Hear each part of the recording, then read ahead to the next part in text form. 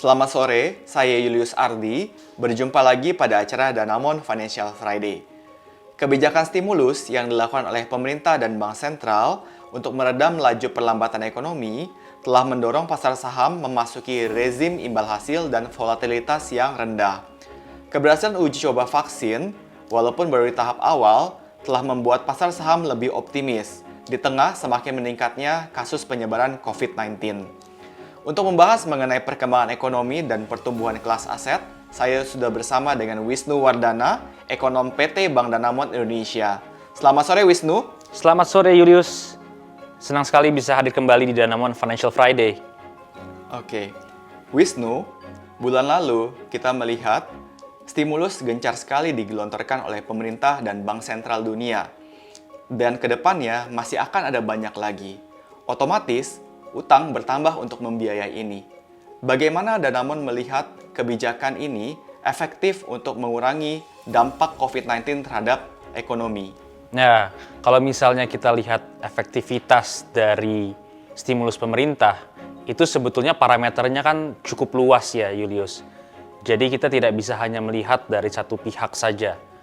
Contohnya nih, misalnya, kita tidak bisa bilang bahwa stimulus pemerintah itu tidak efektif ketika nanti pertumbuhan di tahun 2020 ternyata negatif. Padahal kita juga bisa bilang bahwa kalau tidak ada stimulus dari pemerintah, pertumbuhan negatifnya bisa lebih dalam lagi. Oke. Wisnu, bulan ini juga merupakan bulan yang cukup ramai dengan rilis data perusahaan. Setelah Indonesia dikonfirmasi memasuki fase resesi, di mana pertumbuhan ekonomi negatif di 2 kuartal berturut-turut, kuartal 1 dan kuartal 2 2020.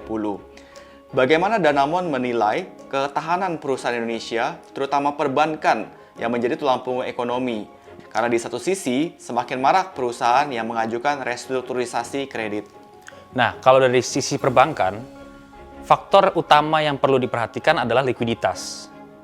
Kita sementara sudah melihat selama 3 bulan terakhir, likuiditas di sektor perbankan semakin baik, yang berarti bisa menopang perbankan sebagai tulang punggung perekonomian nasional. Nah, terkait restrukturisasi, data OJK menunjukkan bahwa selama kuartal kedua tahun 2020, perbankan telah melakukan restrukturisasi sebesar 30% untuk segmen UMKM dan konsumen. Yang itu adalah restrukturisasi dilakukan di tahap pertama. Sementara, perbankan dengan pemerintah sedang mengkaji untuk restrukturisasi tahap kedua, di mana yang akan menjadi penerima adalah segmen korporasi. Nah, itu yang akan kita tunggu lebih lanjut perkembangannya seperti apa. Oke Wisnu, saat ini pemerintah membiayai defisit anggaran dengan utang.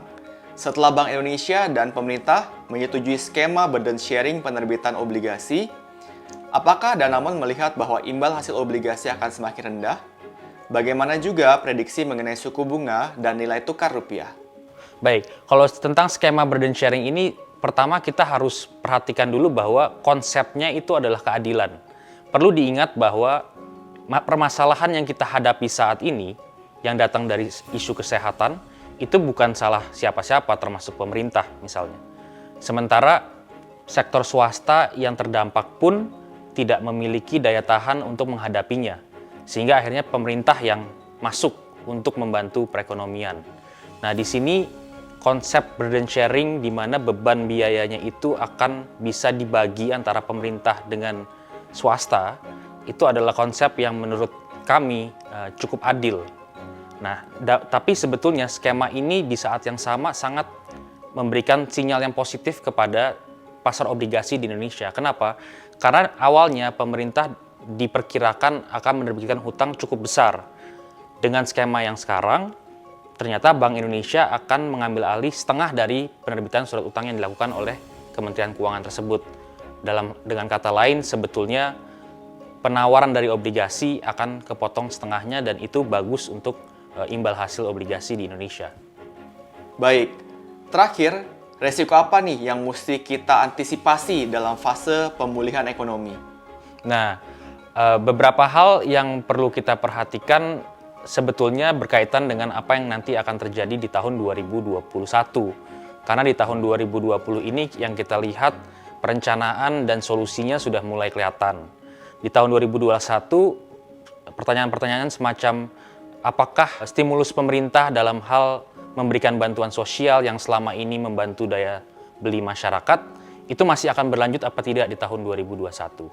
Lalu pertanyaan lain, apakah pemerintah masih akan memberikan stimulus yang besar sehingga nanti akan membutuhkan penerbitan hutang yang masih bernilai cukup besar juga nanti di tahun 2021. Itu sesuatu hal yang kita juga perlu monitor.